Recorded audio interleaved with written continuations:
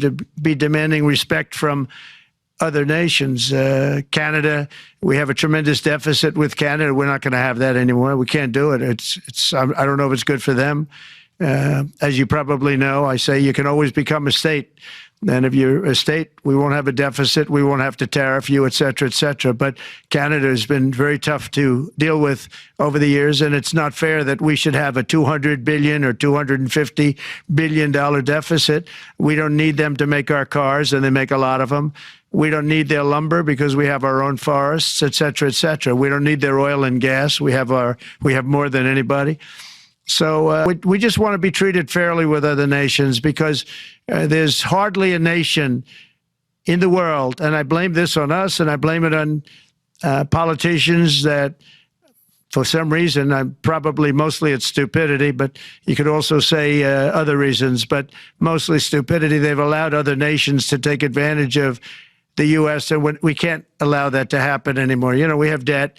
It's a very small debt when you compare it to the value of the assets that we have, but we don't want to do that. We want to just have debt be obliterated, and we'll be able to do that fairly rapidly. I talked to the great governor of Kentucky, and I remember in the last tariffs we threw on the bourbon, first thing out of his mouth is, "Don't touch my bourbon." And I said, "Governor, that's a serious business down there when you touch with their bourbon.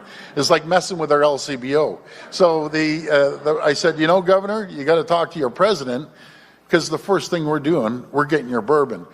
And I've sent a direction to the LCBO, these tariffs come, to clear off every bit of U.S. alcohol off the shelves.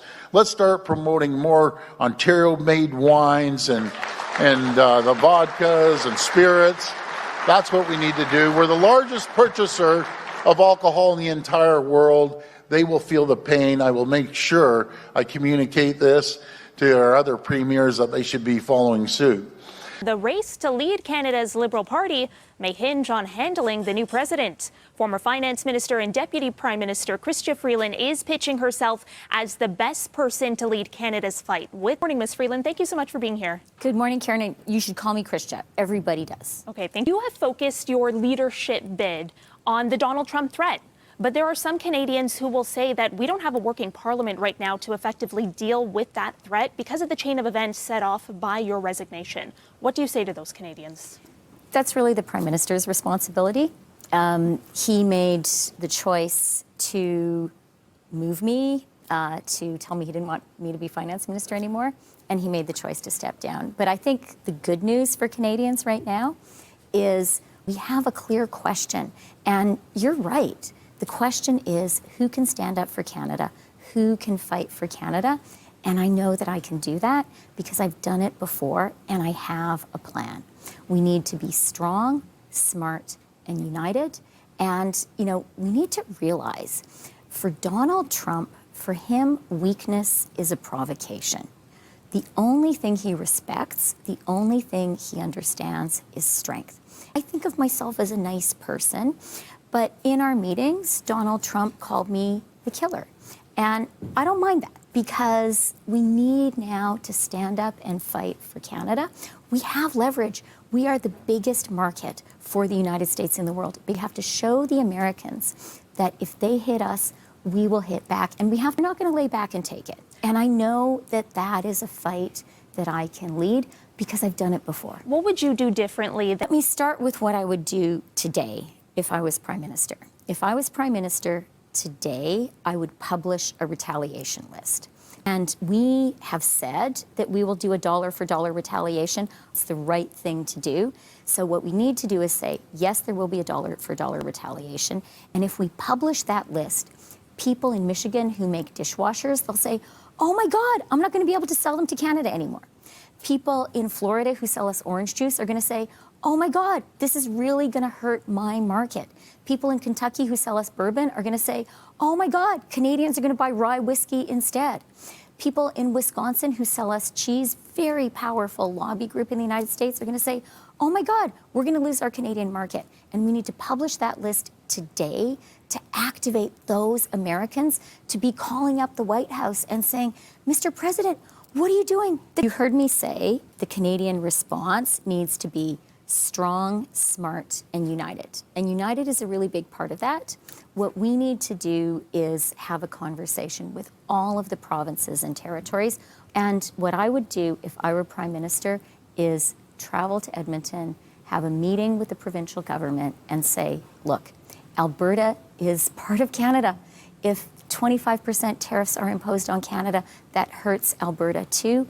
Let's talk about a united effort, and I would work with the other premiers to get Alberta on board. I know that I could do that. But to Premier Danielle Smith's point, your government over the last 9 years has foregone opportunities to diversify our market. Energy East, the Northern Gateway pipeline, those would have expanded Canada's access to other markets, but now we are incredibly reliant on the U.S. as an export market for Canada's oil. It was in your government's determination that those products were not in the national interest, but now it's in the national interest to use Alberta's oil as leverage. Is there no culpability there? Well, actually, I'll tell you what I say to Albertans, which is I am the minister who got the TMX pipeline built.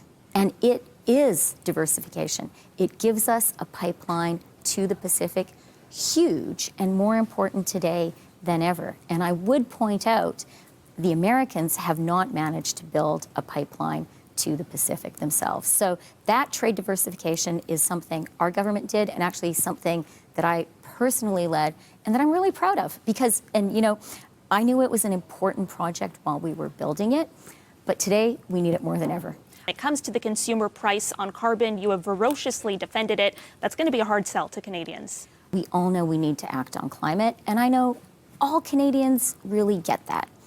But politics is also about listening to people. And it's actually a wrong attitude to think you're always right and that your job is to tell people how wrong they are and how they don't understand stuff. Canadians have said really clearly, we do not like the consumer price on pollution. Did you bring that to the Prime Minister? For me, the turning point was talking to Premier Wab Kinew in Manitoba. And I met with him right after he was elected. And the first thing he said to me is, could we do a deal on a climate plan for Manitoba that doesn't include a consumer price? And that was the moment when I said, yeah, I went back to Ottawa and I said, Manitoba, with a great new progressive premier, wants a new plan where consumers are not directly touched. That's the system we have for Quebec, right? Quebec has cap and trade, no direct price on consumers. That's what Canadians are telling us they want. And I think it's actually a very arrogant position for a political leader to think they know everything. If people are telling you something, you really have to listen. Ms. Freeland, thank you so much for your time this morning. Really appreciate it. I'm going to have to leave it there. Okay, and call me Chrystia next time, okay? Chrystia and I Freeland, appreciate thank you you. too. Thank you Thanks. so much.